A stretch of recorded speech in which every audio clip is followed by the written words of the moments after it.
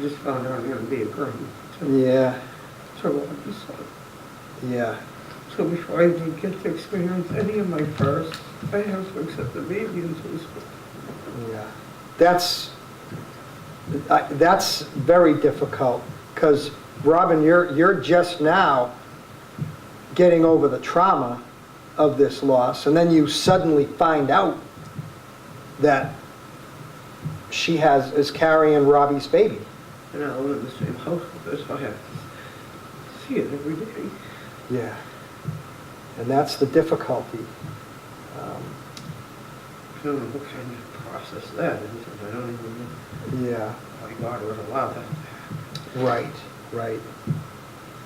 Yeah, there's that, and that's the main thing is that grief can't be fixed. I can't accept his death. How am I supposed to accept me? Exactly. How can you, yeah, when you can't, you can't accept Robbie's death, how are you going to accept his baby, especially in this environment where people are celebrating? I'm so tired of being told congratulations. I'm so tired of being told you'll have a piece of one. I don't want a piece. Yeah. I want all of them, or I don't want any. Right. Well, this is, so we just saw it evidenced right here, with Robin. You know, this is not a wind sprint. This is a marathon, and it's lifelong. And I'm gonna lose it. I'm gonna lose my mouth. right. Well, I'm glad you're here, Robin. I felt like I was just getting on my knees off my ass, and now I feel like I'm right back. Yeah. Right back in that immersion. Feeling all over it. And That I was told today that I'm not entitled to live there. Only a judge can let me know if I can have my own son in the medical record. I didn't give birth to him. What the hell is he to tell me? I'm very angry today, I'm sorry. no, and you know what, Robin, there's a reason why, because this is so early on, you know, I actually kind of went back and forth, you know, on is this too soon? And that raises another point. I did say that to myself today, that I don't know if I'm going to handle it. Yeah, and You're stronger than you think. but and we want you to know, Robin, that if you feel that this is too much for you, you certainly have our blessing. You know, to not be But I here. only find comfort in talking to you guys. Right, I don't find comfort talking to people at home Because we don't judge you, honey. We they wouldn't try if you wanted to. listen to me. yeah. Yeah. I'm trying to feel like a nuisance in my own home. Okay, so what we're going to do here is, according to Dr. Bernstein, there are some early tasks in mourning and in grief. Letting go, maintaining connections, finding meaningfulness, and finding meaningful activity. And letting go, what you have to let go of is not your loved one. And that's where you guys didn't ask for this, but you're literally now part of a countercultural movement. You're like fish swimming upstream. Because in American culture, we don't like to talk about death. And when we see someone who has experienced a loss, especially a son or daughter, they're going to try to fix you. They're going to try to, they don't want to see your pain. So that's where you get these statements of, you'll get over it. Well, that would make sense if your loved one wasn't it, but love demands that you feel this way. And really, that's the backdrop of everything with regard to emotional and spiritual healing that love demands that you feel this way, and that in these moments, and we see it tonight with Robin, in these moments where you're feeling that pain, may you, as difficult as it is, realize that that pain is tangible evidence of your love. The point being is that the only reason you're in so much pain tonight is because you love Robbie so much. Yeah, and he fought his whole life to keep him alive. He was a very sick, besides being an addict. At 10 years old, he was diagnosed with the lung capacity of an 80-year-old man. That's how asthmatic he was. That's what I prepared myself to bury him, was for asthma, not an overdose. And I got it, that's we took it the other day. And there was not one drop of heroin in my son's body. It was all fentanyl. Yeah. So it was fentanyl. He had an acute fentanyl overdose. Yeah. I think that makes them act crazy, like, you know, you said they make noises and stuff. Lexi never does that, but I think that's the fentanyl that does that. Well, they make them, they do very weird things when they chew heroin or fentanyl. Because Robbie was used to heroin. Robbie just came from Arizona. Yeah. You only get pure heroin in Arizona. Mhm. He told him when he came back here not to do any drugs because he would die. And 3 months and 11 days later, he was dead. I wish he just stayed where he was and just kept being a junkie out there and not come here and be on. Right. Well, letting go, and in the framework of continuing bonds, we're going to hear a lot about continuing bonds, because what that means is that the relationship doesn't end, it's just in a different context. And so what you have to let go of is not your loved one. What you have to let go of is your loved one in the capacity that you once had him. So how do I let go of my loved one presently and bodily? And that's the transformation.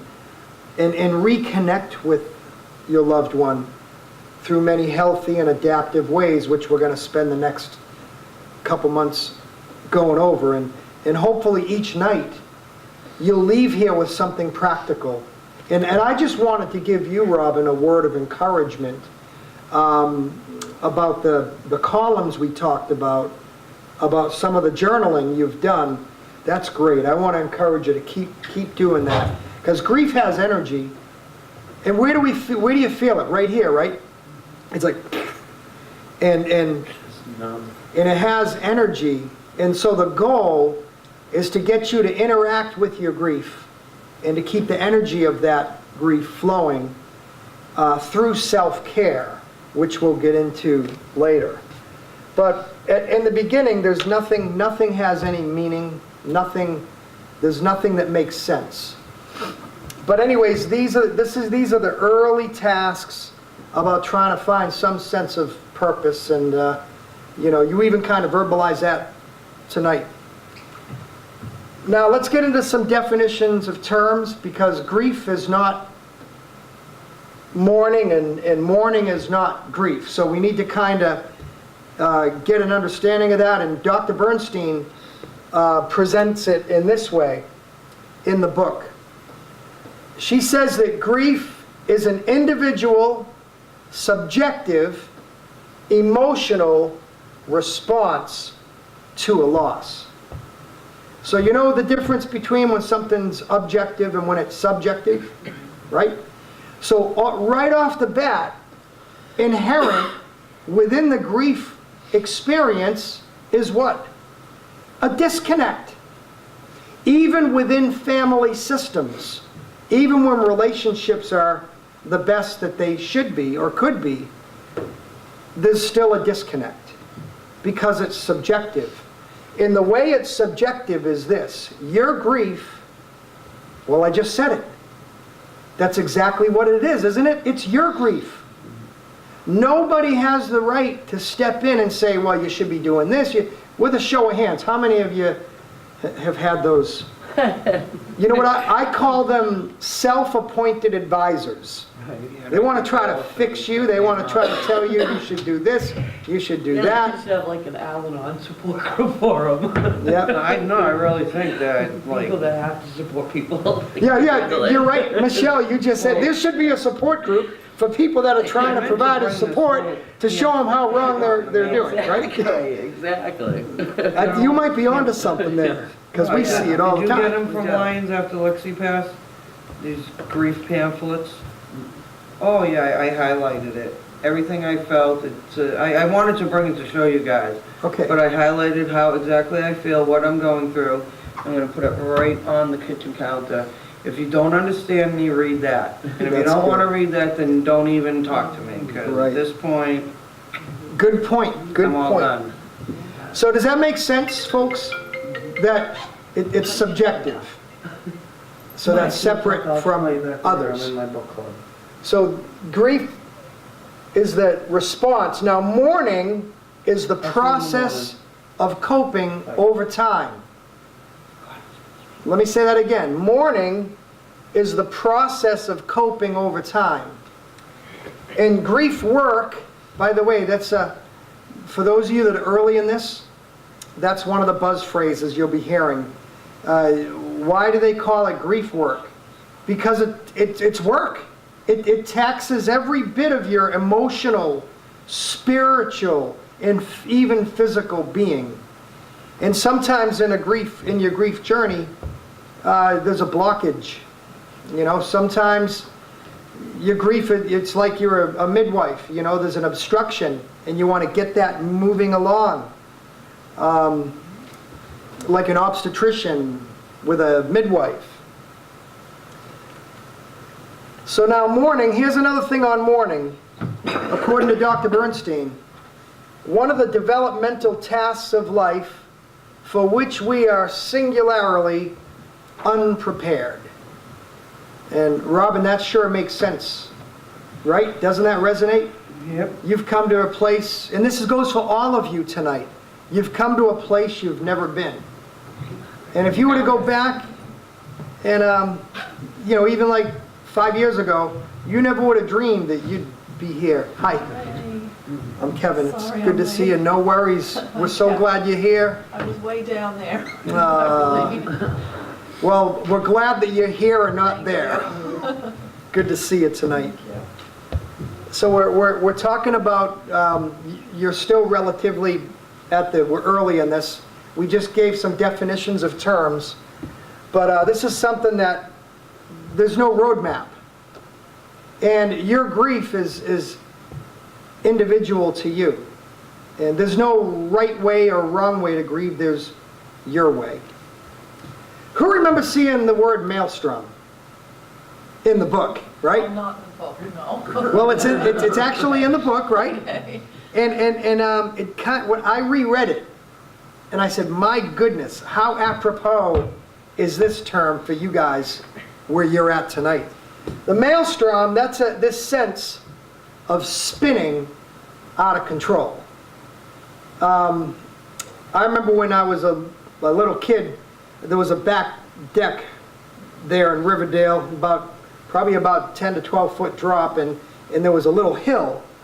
And I used to get a kick out of jumping and landing right at the top of the hill into a roll. But because of the G-forces of jumping from that height, I would spin out of control right into the middle of the yard. And then I'd try to get up, and I couldn't. I'd fall right back down. And that serves as a metaphor for how it is early on, isn't it? Do you remember those days where you're why am I in this supermarket? Or you step out into the parking lot. What I come for? By myself the other day, and I was Where am I parked? Where are my keys? And you feel so helpless. Yeah, I'm Right? very nauseous still from spinning. I don't think I've stopped spinning. By the way, here's some bad advice. What's this say? Yeah, you should be over it, right? What type of emotion does that evoke in you? Doesn't it make you extremely angry? Yeah, I was told that today, as a matter of fact. You should be over it Oh, by yeah, now. my other son. Yeah. I said, you're lucky you're not standing in front of me, or you'd be joining your brother, and then I'll just get over the both of you at the same time. Yeah. I'm sorry, I'm very sarcastic, very Right. blunt. But that, we appreciate your bluntness, and No, that's what he told me. He said, you need to get over it, that you're just being a drama queen, okay? again, in the early on, the numbing. Who remembers that sense of numbing? Do you know that a cut finger, or if you get a cut, you ever notice how the pain doesn't show up right away? We're gonna go. I'm aging myself here. This is back in the 70s, and I was cutting the grass. And who remembers those lawn cutters that were just the blades and the two wheels, and you know, you just went. And so I remember, you know, I was about 7 or 8 years old, and I thought, this blade is pretty interesting. I wonder what it would feel like. And I ran my thumb on the blade, and I looked at it, I go, wow, look at that slit. And then about a second later, oh, the blood starts coming out, right? I'm like, wow. And then, the pain, right? That's I don't recommend doing that, by the way. No. But that's a metaphor where, you know, Kubler-Ross, she gives the 5 stages, right, of grief. And we have denial and anger and bargaining and, you know, depression and acceptance. I don't like that word, acceptance. Picture the word acceptance, okay, in your own grief journey right now. Picture that word. And in your mind, I want you to take a red marker and put a circle around it and then put a slash. Because I think a better word would be adjustment, right? And you don't have to be over it. You don't have to listen to anybody that says you should be over it, because there's only one spokesperson for your grief, and that's you. And that's that's one of the goals that we want to accomplish. That, what is there, 6 of us here tonight? You know, we're going to go on a journey together. And I'm looking forward to getting to know you guys over the next couple of months. And I trust that you're going to feel supported, and there's going to be some hope, future and a hope. But autopilot, you remember that. Then here is acute mourning. That's disorganization and emotional anguish. You remember trying to find that paperwork that you needed, and that's the last thing you needed to deal with that day? Stuff like that. That's acute mourning, according to Dr. Bernstein. So acute mourning leads into adaptation. And this is where there's this hazy transition from acute mourning. And I'm going to read a quote. It's in page 15 here.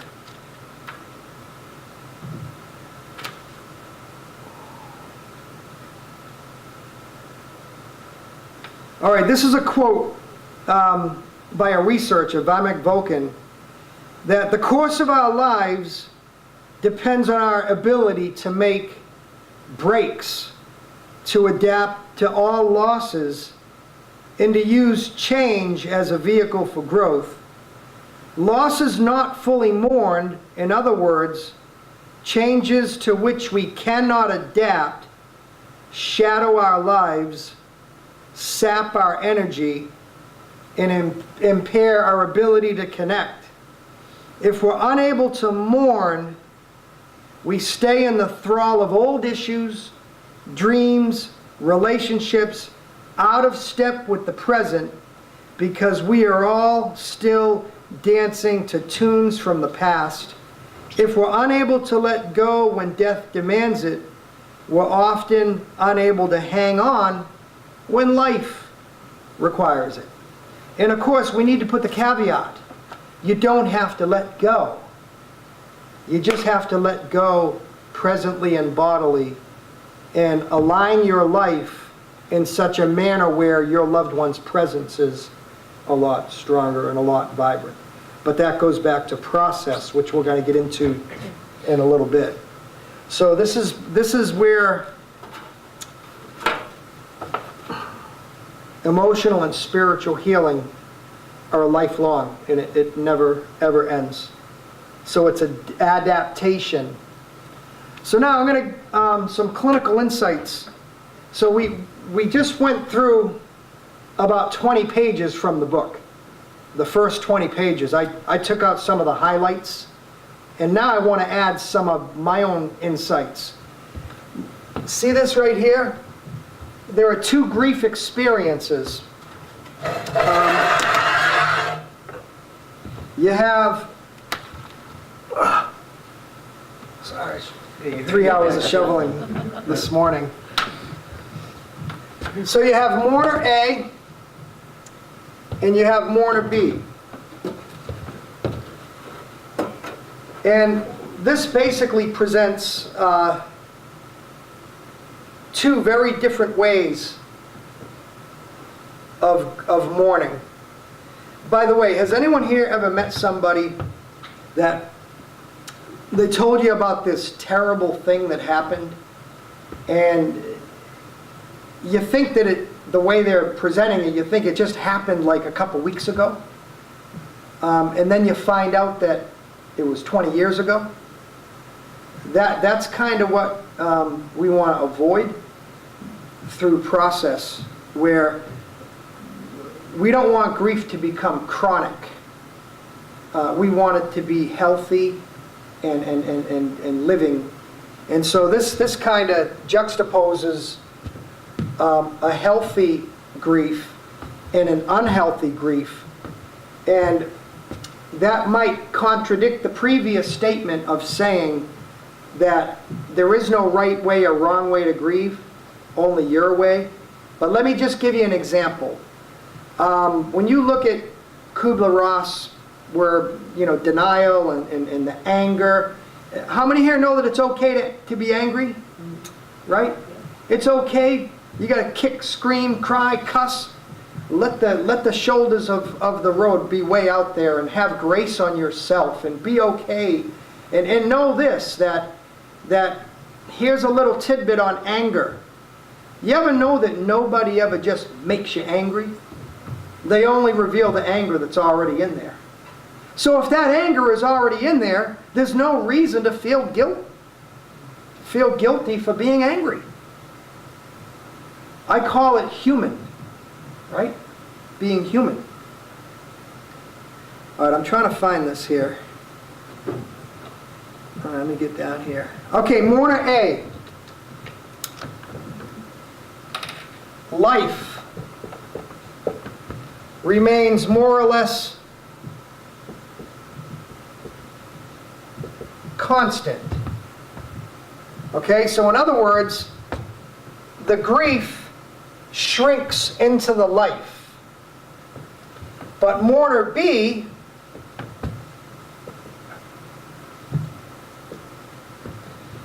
grief remains more or less constant, and life expands around the grief. Does that make sense?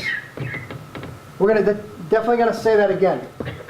Mourner A, or what I would call a healthy grief experience, life remains more or less constant, and the grief shrinks within the life. But mourner B, the grief remains more or less constant, and life expands around the grief. Does that make sense? Anybody have any questions or comments about that? Any reaction within yourself? I feel kind of sad that I think I'm on the top line, but it makes me sad that I'm minimizing my son. Right. And see, now right there, what I want to encourage you with, I didn't get your name. Barbara. I have no excuse to forget your name because I have a sister named Barbara. That is what we call a love-motivated statement. That comment that you just made that's a comment that can only be made from love. And I hope that can sink in a little bit. And we get that all the time. You know, it's like walking a tightrope, and you want to make sure that you're not, you know, minimizing it. But that's a statement that leads to this. By the way, this is a really this is the white elephant in the room, because that also, it was a love statement, but you feel guilty, right? A sense of guilt. So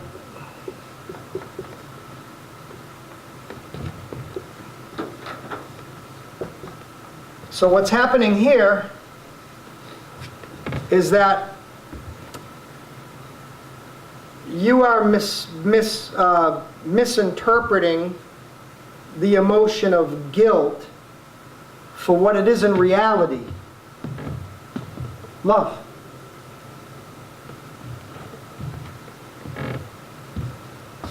By the way, Barb, how the son or daughter? Son, And her name? Tim, Tim. Okay, and how long has it? 18 months. Okay, so this is still relatively fresh. So I hope tonight, Barb, that that you can see that separation, that, you know, only love, if you didn't love Tim so much, you wouldn't have that concern. And by the way, that's a lead into this. How long will my grief last? Well, the rhetorical response is, how much do I love my child? Whatever, it never goes away. Right, Michelle? Right? Michelle, you've been in this a long time, and now Yep, 30 years more. 30 years, yeah, yeah. And then, you know, but the fresh one just brings it all right back. Yeah, and it triggers. And every loss, you highlighted another point, Michelle. Every loss is connected to every other loss you've had in your life. They can't be separated, you know. And then we have what's called secondary losses. And that's everything that represents, you know. So there's a lot of stuff there. Any questions, any concerns, any thoughts that you might have before we go on?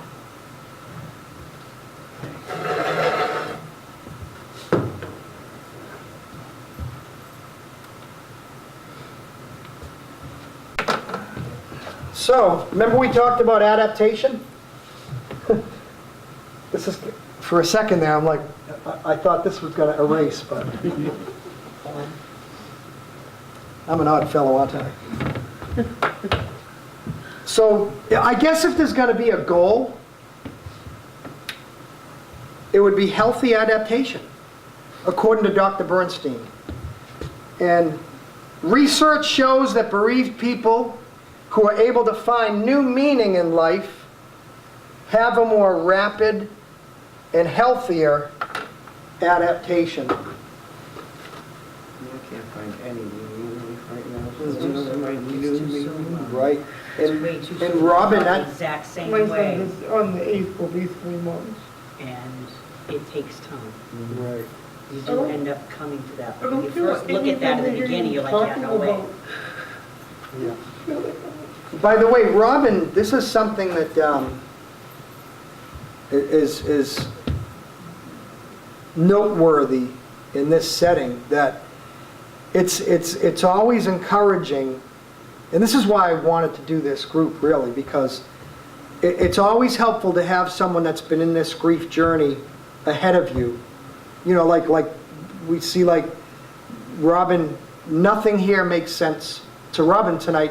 And the reason is, Robin is still in a state of trauma, because you can't begin grieving till you get through the trauma. And, you know, and because of the traumatic nature of Robbie's passing, you know, it's into the number of months. So please don't feel bad for not if this is not resonating, I'm just glad you're here for the support, because these gals to your right and left have been in this a little longer than you.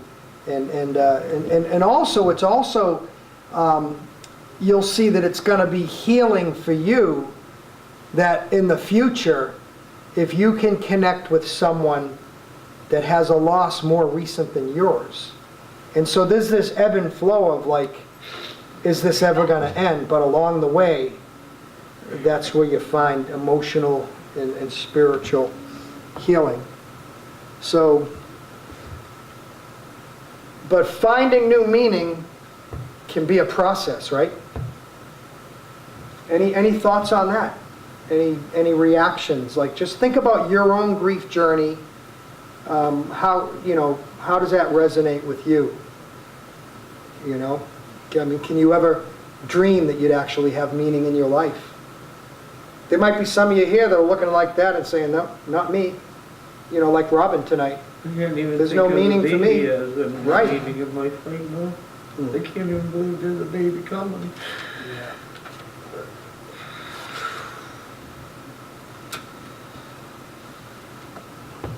I don't know why this bothers me so bad. I really feel bad for bothering me. I still get easier, Rob, I really do. Like everybody around me wants to be happy and they don't know how to be happy. Right. You know how to be happy, you just don't know how to be happy for the situation. Yeah, and this is another thing that Robin's actually touching in on.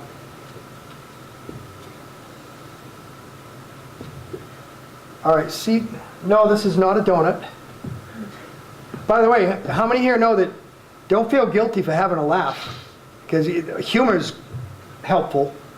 You know, in Irish culture, that's, the adversity is handled with humor because you get some type of an emotional release. So don't feel guilty about having a laugh. Oh, no, me and Michelle laugh every time we ride on Robbie and Lexi. There you go.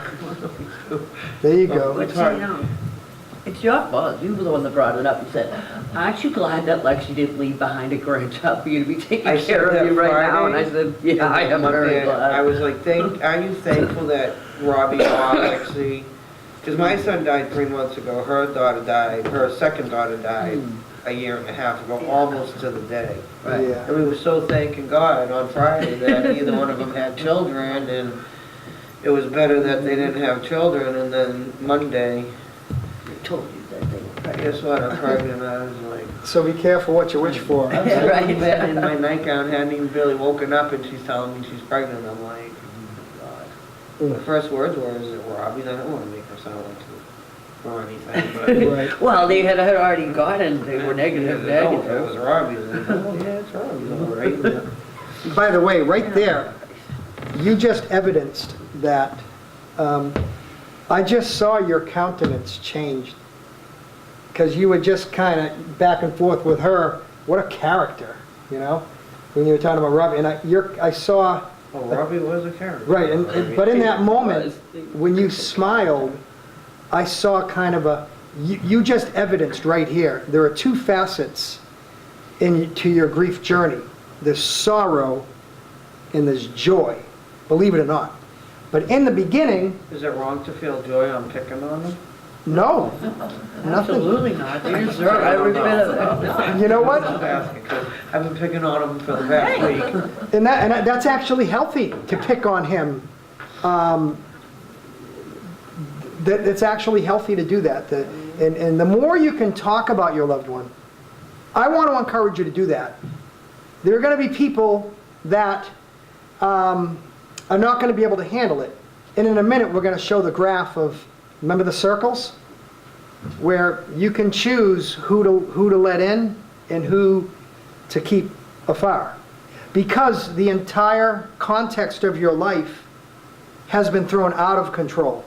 So one of the things we want to do here, and we're going to close with the modality that I usually employ to help differentiate in your thought life. And next week we're going to talk more about the thought life, because that's one of the biggest challenges. But back to the joy and sorrow, how you can have both. But right now, in Robin's case, the circumference of this circle, no, I got it wrong. The circumference of this circle represents how much joy is in Robin's life. And this right here, the bigger circumference, this is how much sorrow is in her life. But the goal in having a healthy grief experience is that over time,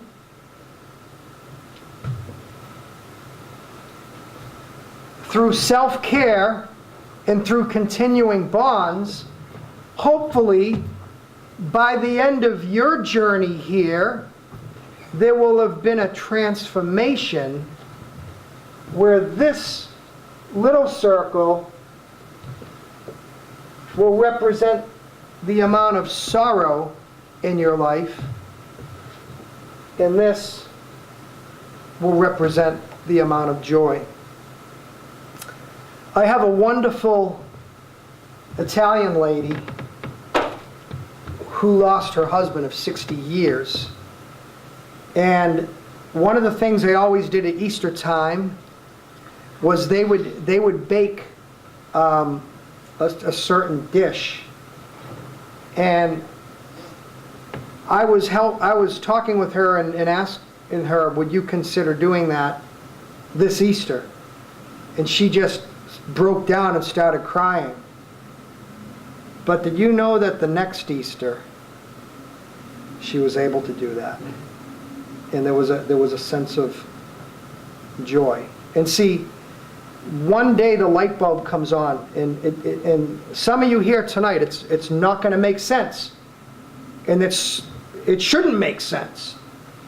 But one day you'll come to this place of realizing that you can literally have fellowship with their memory. And that's a means of connection. And so one of the goals in a healthy grief is, lower the bar. You ever hear raise the bar? The entire culture in which we live, lower the bar. Yep. They're going to let you down, right? Yep. So if you already know, it's kind of like, that Seinfeld episode where Jerry looks at George and says, well, if you're always wrong 100% of the time, pick the opposite, and then you'll be right. So it's kind of like if you lower the bar and realize people are going to put their foot in their mouth and they're going to do the opposite of helping you. And they're only going to make it worse. So if you kind of know that, then you can kind of emotionally prepare yourself to deal with all those self-appointed advisors, right? By the way, they're only saying that because they love you and they just don't know what to say, right? Mine were all starving. I can count how many times I've cooked since Robbie passed away. 4 times. Last night was the 4th time, and you would have thought, the heavens opened up and Robbie came down because I cooked. I'm like, you guys are all adults. Yeah. I mean, the 4-year-old has a mother who is an adult. Mm-hmm. You're all adults in this house.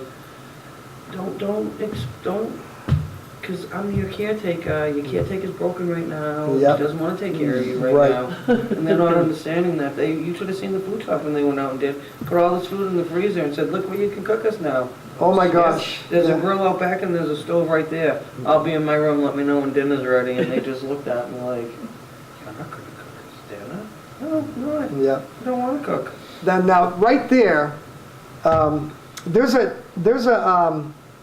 I like to use an account in the Gospels where Jesus, if you read through the Gospels, right, you'll see that there are levels of communication.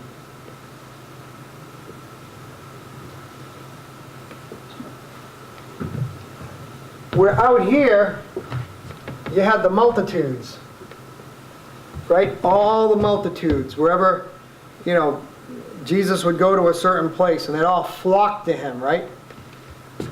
And then within that company, there was actually a group of women that followed Jesus to cook and to make sure that a lot of the practical stuff was met, right? And then within that, of course, were the disciples. And we know that he chose 12. And yet, within that, there was Peter, James, and John. So he had an inner circle. And then, of course, this is appropriate, is Lent season, for Christians, is, the Last Supper, where Jesus said, one of you has betrayed me. There's the apostle whom he loved was John. And John's head was on Jesus' breath. And if I close my eyes, I can kind of see it played out now. Hey, Jesus, which one is it? And Jesus saying, he's about to dip his bread in the thing, you'll know.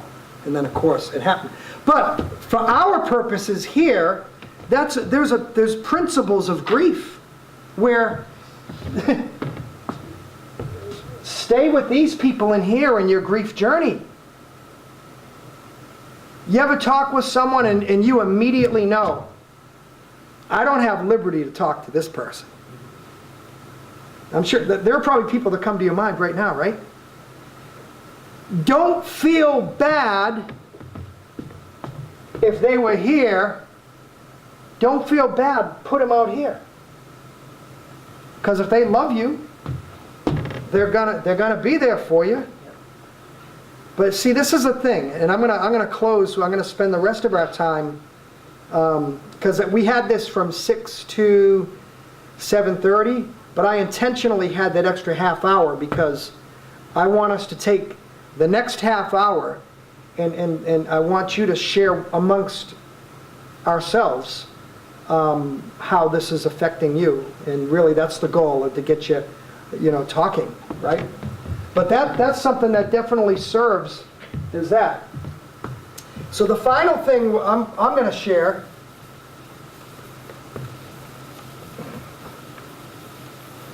and I told Robin to do this, and I told Rena early on, right? Remember make the columns? Yeah. Okay? And so in your grief journey, if you haven't done this yet, I would encourage you to do that. Because the biggest challenge is what's between the ears. The thoughts. Can you identify with that? You lay in a bed and the thoughts just don't, counting sheep don't do it, right? And it's just a torrent. Well, it's kind of like if you picture your head as like a house. And, I think it was C.S. Lewis that gave this metaphor of saying, you can't stop the birds from flying around your house, but you sure can keep them from coming in your window. And here's something that's practical that can help with your thought life. What I want to ask you to do, if you haven't done this, get a notebook and have a column where you have something that's in your control. Yeah, I can't remember my pocket. And something that's out of your control. And so this is actually a homework assignment. And if you haven't done this, I want to encourage you to start doing this even tonight. And keep the notebook by your bed, right? Or you keep it with you, whatever, throughout your day, like Robin already has. And try to monitor the thoughts as they come into your head, right? It's going to be one of two things. It's going to be something that's in your control. But how many here know tonight that the vast majority of those thoughts are items that you can't control? And those are always, Yeah, I have nothing in my control list yet.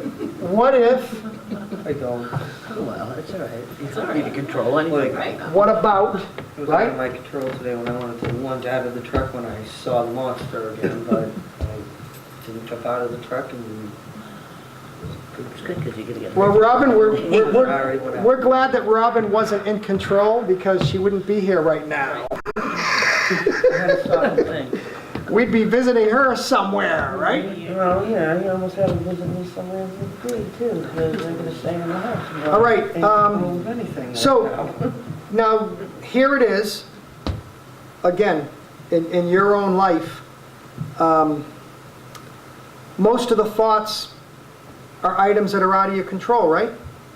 They always begin with what if or what about. And also future-oriented thoughts. You know, for example, Robin just lost Robbie a few months ago and just found out that she's going to be a grandmother to her deceased son. Yeah, and everybody wants to know. And they want to have this big reveal party. Oh, they did, Right? already. All in 1 week. Found And out so- they were having the baby, had the reveal party, had the birth announcement, Yeah. and the video of showing Zayden, her son that she has now, who's 4, that she's having a baby. But nobody bothers to say, you know, who the father is. Well, so anyways, and the reason I brought that up is that before that party, Robin was kind of, what am I going to do? And I think I remember telling you, don't go. You know, protect your heart.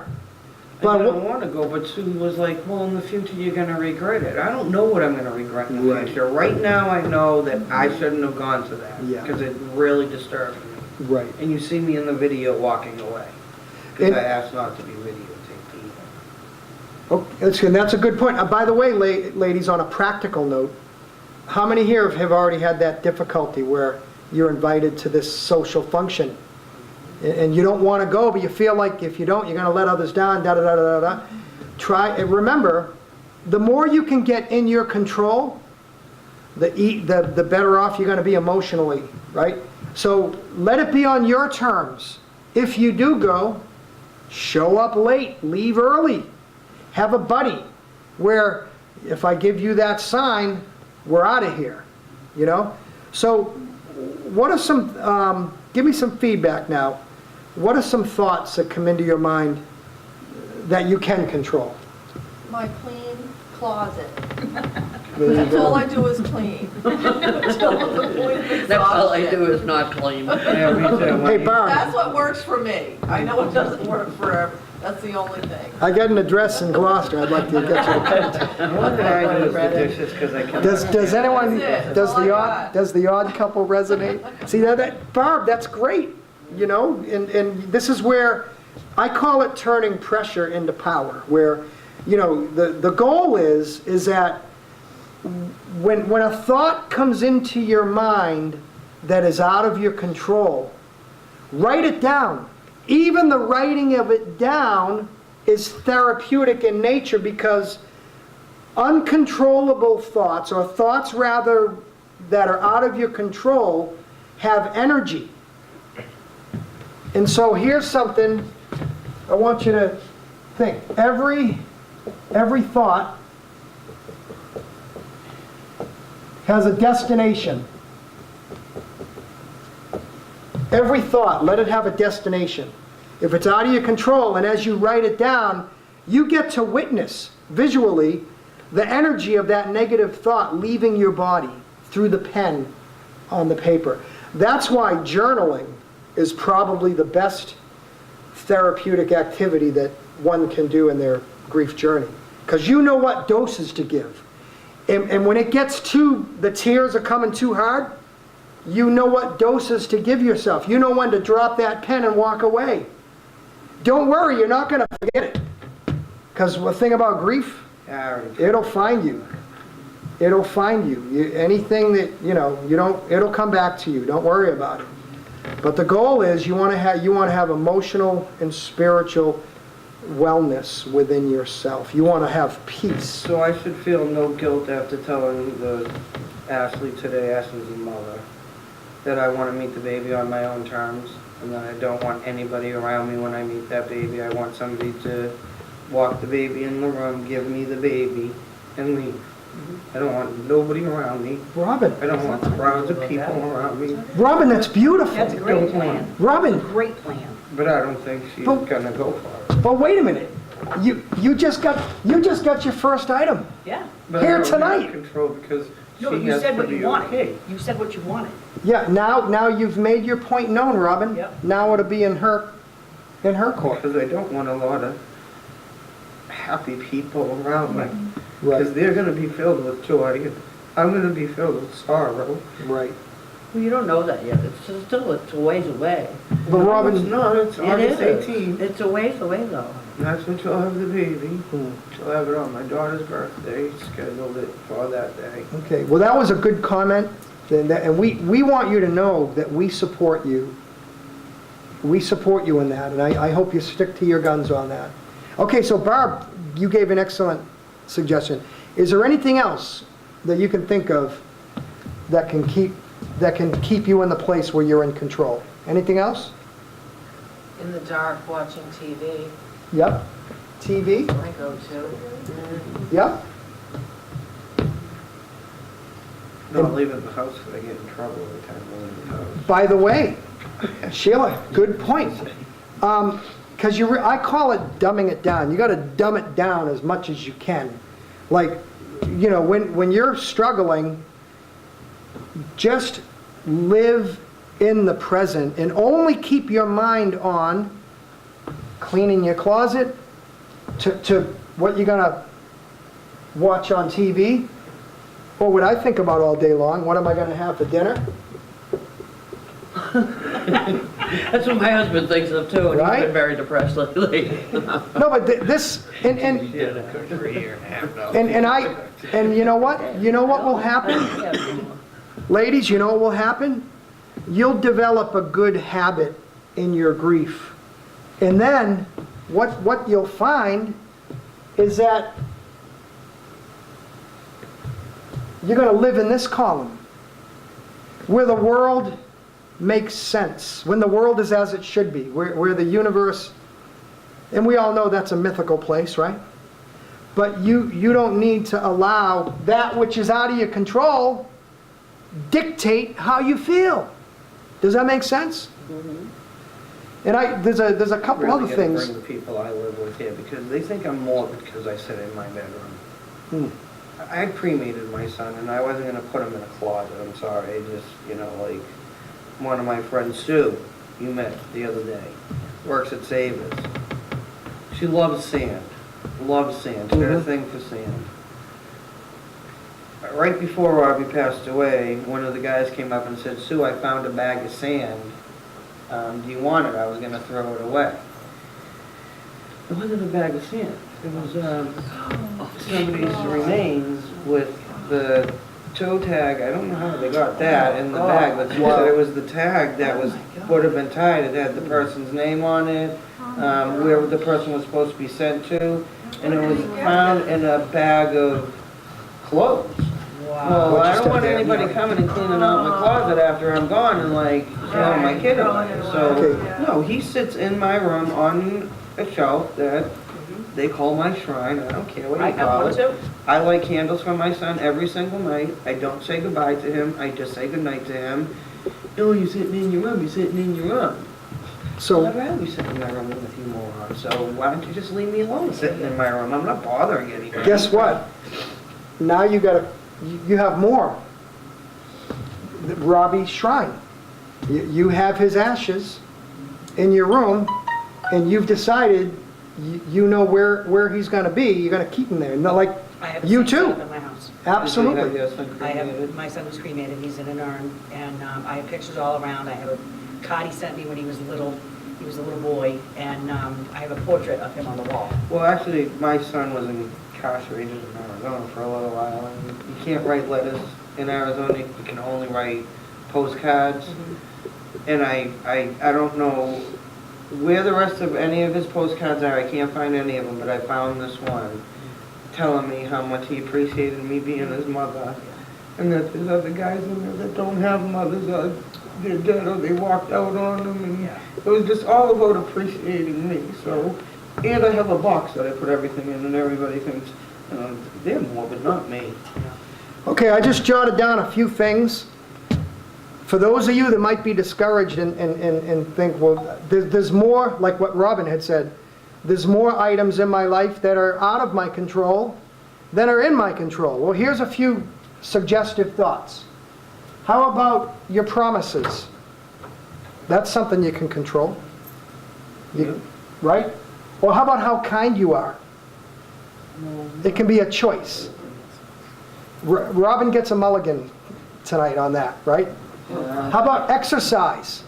Well, I power walked the other day and I'm still learning from Yeah, that. power walked on our way to kill somebody. You gotta take into consideration what Robin's power walking was. Or how about what you read? Or how about what friends? Who are you going to let in?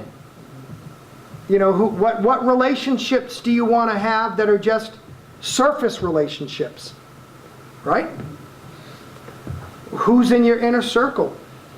And see, your whole life, because of your loss, has thrust you into this place where you are no longer in control. So since you're already spinning in control, you have to get yourself on a new trajectory, if you will. 'Cause instead of being pulled down by the sheer law of gravity, you know, you finally get to this place where I'm not fixing anything, all right? This is a lifelong period of adjusting to this, but along the way, you know, I can let it be on my terms. And what that does, that instills hope. And so anyways, I've done enough talking tonight. Let's take the rest of this time and feel free to just open up and share. I think you gals ought to get over there to Robin and give her a hug. You know? I hug her all the time. I think But, I might be the only Italian in the group because I'm I Italian. Anyway. I have to sit on, I literally have to sit on my hands in order to get me to stop talking. And you over there, hello. I'm sorry I'm late. I thought it was at 7 o'clock. That's okay. Your name? Debbie, Hi, Deb. hi. Great to meet you. I don't know if I necessarily belong. I didn't lose a child, but I lost my mother Okay, a while back, and I just have a hard time. okay.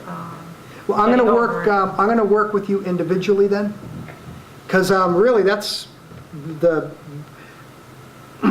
I've got a couple other folks that have other losses that are not son or daughter. But when we have this many people who've lost a son or daughter, someone that has a different grief experience, they're going to be kind of like on a different wavelength. And so we want you to be in the most therapeutic and helpful environment. And I could figure I just could gain some knowledge. well, I'm so glad you're here, Deb, and I look forward to getting to know you in the coming weeks. So, by the way, for everyone here now, including Deb, right? You're here tonight. Is there anything any new insights that you've gleaned in your own grief, or anything you feel like sharing with the group?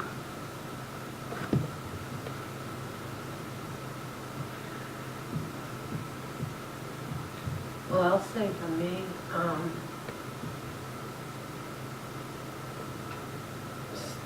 the grief does change over time.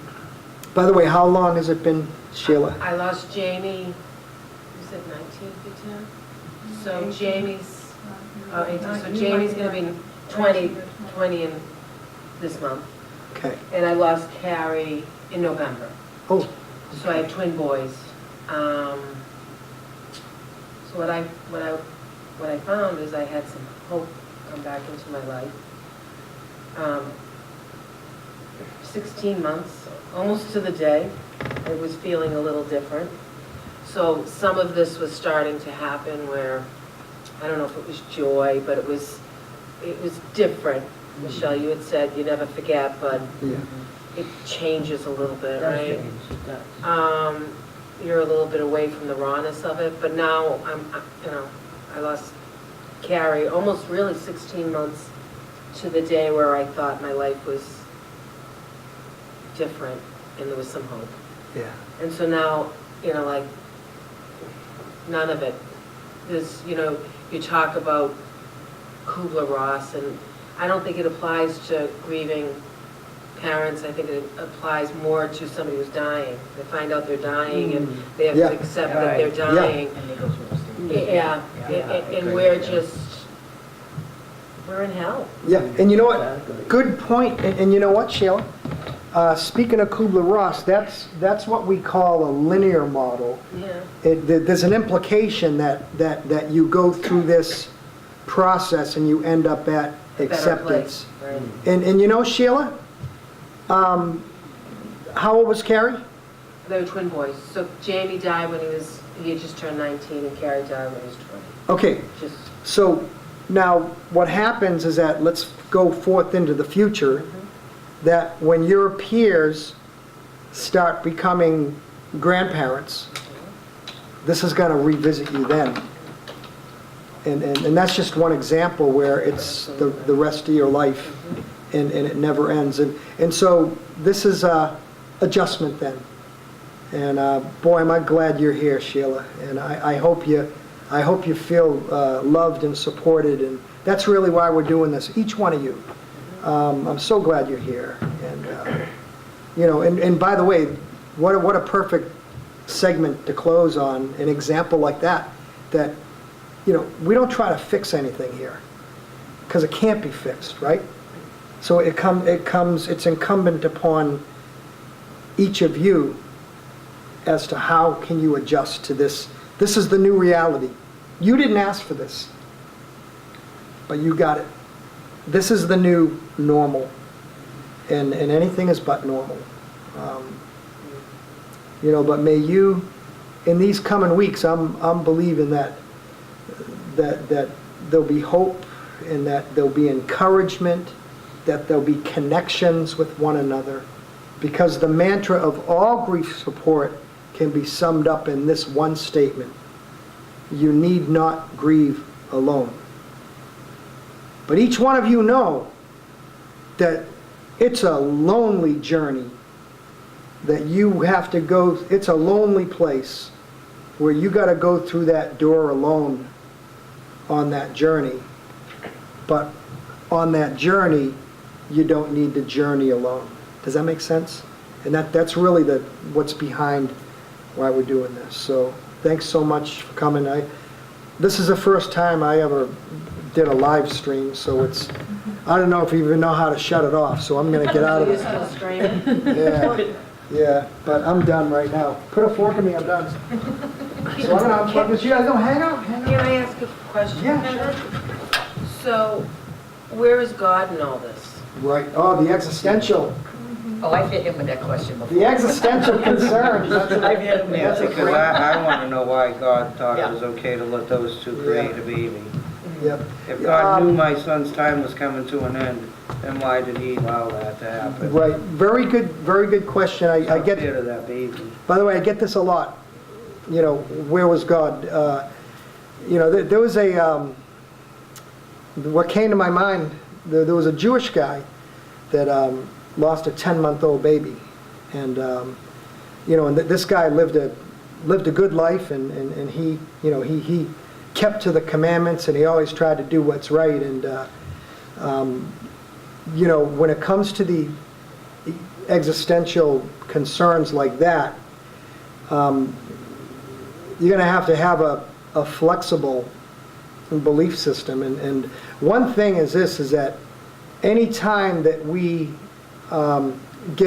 try to view God through our circumstances, we're not going to get an accurate view of God. And the only thing, and by the way, and I want to answer your question by not answering it, if that makes sense. Death is a mystery. And I remember telling Robin, in that early on, in her anger and her rage and frustration, I said, this was not, Robbie, passing as much as it was the Lord taking him. And so if you can have this concept that, you know, your loved one, when he passed, was released into the hands of a loving God who created him, who knitted him in your womb, who, according to the scripture, loves him with an everlasting love. And we don't know why. In some cases, did God say enough? And I'm taking you. We don't know. And there's so much of the unknown. And so you touch in on another whole realm within the grief, is that this by the way applies a lot. I'm a hospice chaplain, so I get this a lot, that, you know, when someone's losing an anticipatory grief, when they're beholding the loss of their loved one, the things which discourage them the most is not what they know, but it's the unknown. And so there's so much of the unknown that we have to deal with. But as far as, it's not uncommon for a bereaved person to be angry at God for taking their loved one, right? To be angry with themselves, and even to be angry with your loved one for leaving, right? Well, yeah, it wasn't a good idea to be doing what you were doing when you were purposely trying to have, this baby isn't a mistake. Right. That's another thing I'm having a hard time with, Yeah. is you knew. I didn't know. You looked healthy. You acted healthy. I hadn't seen you in 4 years. Well, I saw him twice in 4 years. Yeah. You looked healthy when you came home. Believe me, he had shorts on, tank tops. I looked for marks. Yeah. I can pick out a track mark in my sleep, I think. Yeah. Nothing. Why you and Ashley ever thought it was a good idea to hook up, still beyond me, because it's my boyfriend's daughter who is pregnant with my grandchild. They purposely did it. They purposely wanted to have a baby. What made him think that he had any business creating a child when he's shooting dope? So these are questions, you know, That's but why he needs to be where's God, and, you know, and that, yeah, these are deep questions, and each person, it's within their own grief journey, and I would love to, you know, explore that with you in your own processing, in kind of like a one-on-one, and because like when we run a group, you know, we get people from different walks of life that have, you know, different belief systems, and we have to and want to respect that in each individual, you know, because the substance of this is processing your grief. And by the way, Sheila, awesome question. I'm sure you've probably been there quite a while in the last few months, right? Yeah, it makes sense that you'd feel that way, and I look forward to exploring that together with you. So. And you know what? There's actually some scripture that provide tremendous encouragement and hope. It's like Psalm 139 is one. It says, you know, the Lord says, I formed you before you were born.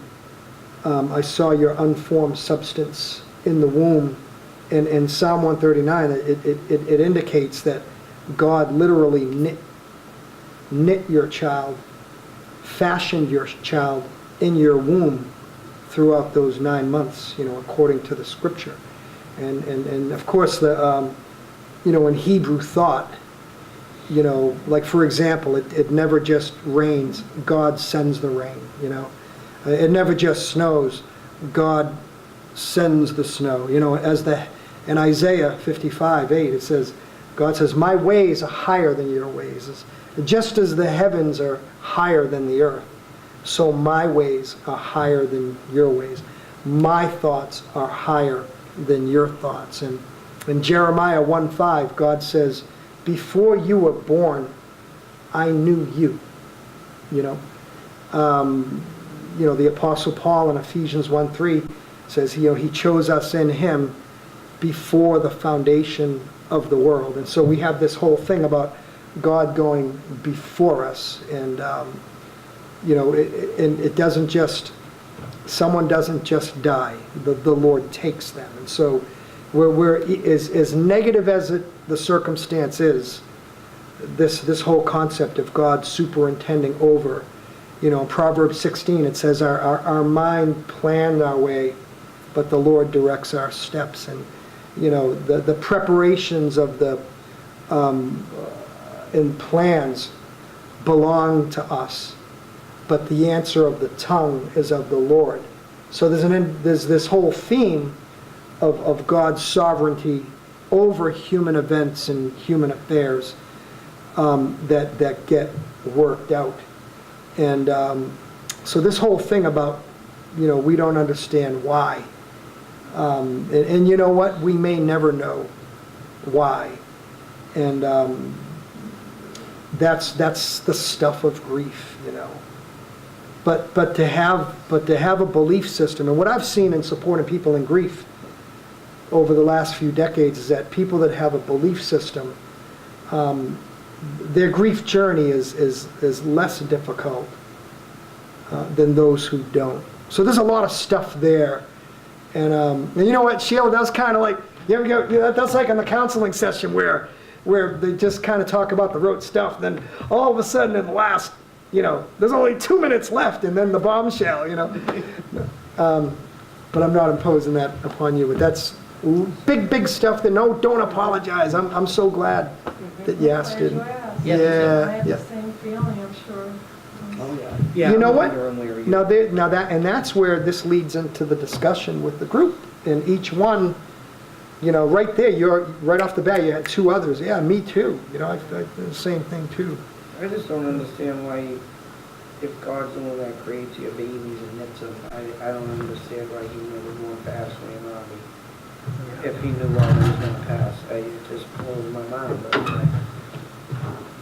I don't know.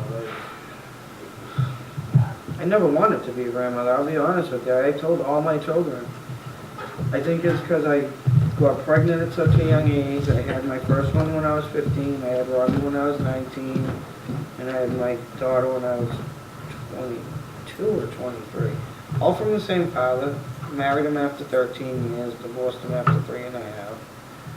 But I don't understand why he did this. I just don't understand any. That's something that you're gonna go back and forth with throughout the next coming months. You're just gonna go back and forth with different thought process. Like, what if I can't accept this baby? Like, what if I can't look at this baby? I think you will. I think you will. I think But you'll that's find what I'm joy. so afraid. And it's a boy, as if it looks like